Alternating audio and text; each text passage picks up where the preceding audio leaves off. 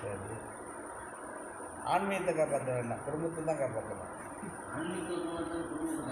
நீ ஆன்மீகத்தை காப்பாற்றுறா தானே நீ அதில் பயணம் பண்ண முடியும். நீ ஆன்மீகத்தை காப்பாற்றாமல் பயணம் பண்ணாமல் இப்படி குடும்பத்தை காப்பாற்றுற?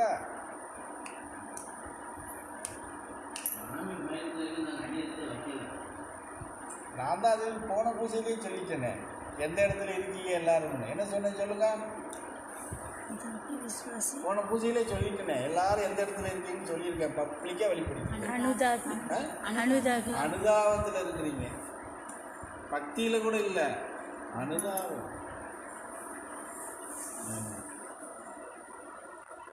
அப்புறம் எங்களுடைய ஆன்மீகத்துக்கு வர பக்தியிலே இல்லைங்கிறப்ப எங்களுடைய ஆன்மீகத்துக்கு வர சொல்லு. இல்லை நாங்கள் பக்தியில் இருக்கோம்னா எனக்கு ஒரு விளக்கம் சொல்லு, நான் அது சரியாக தப்பான்னு பார்க்குறேன். யார் வேணாலும் சொல்லலாம், ஐயனார் தான் சொல்லணும்னு கிடையாது. சொல்லு.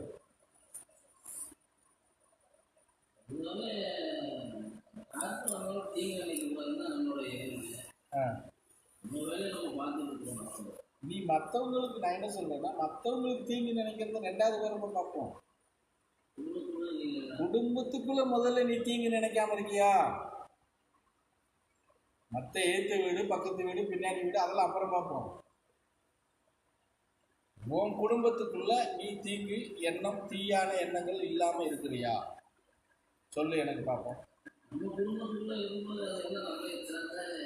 அதெல்லாம் கிடையாது. நம்மளை சார்ந்து இருக்குன்னு யார் சொன்னா?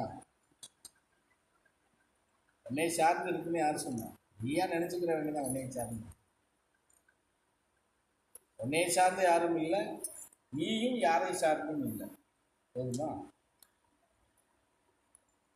அப்போ உன்னை சார்ந்து இருக்குன்னு வச்சுக்கோங்க. நீ ஏதோ ஒரு காரணத்தில் டிக்கெட் வாங்கி போயிடுறேன்னு வச்சுக்கோ. ஐயோ நம்ம இவங்கள சார்ந்து இருந்தோமே, நம்ம எப்படின்னு சொல்லி எல்லாரும் பின்னாடி டிக்கெட் வாங்கிட்டு வந்துடுறாங்களா? அப்படி வந்தால் உன்னை சார்ந்து இருக்காங்கன்னு அர்த்தம். இல்லை அவங்க போயிட்டாங்கன்னு நீ அப்படி போயிட்டால் நீ அவங்கள சார்ந்து இருக்கிறேன்னு அர்த்தம். யாராவது அப்படி இருக்கா? சொல்லு. எப்பேற்பட்ட பொண்டாட்டியாக இருந்தாலும் சரி, எப்பேற்பட்ட பிள்ளையாக இருந்தாலும் சரி, எப்பேற்பட்ட புருஷனாக இருந்தாலும் சரி,